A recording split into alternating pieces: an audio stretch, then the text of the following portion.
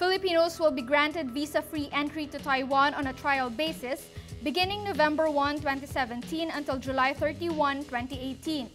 In a statement released Monday, the Taipei Economic and Cultural Office in the Philippines announced the visa-free entry will be applicable to Filipinos whose visits will not exceed 14 days. Requirements for a visa-free entry: a regular passport with remaining validity of at least 6 months from the date of entry, a return ticket or a ticket for the traveler's next destination and a visa for that destination if required, no criminal record in Taiwan,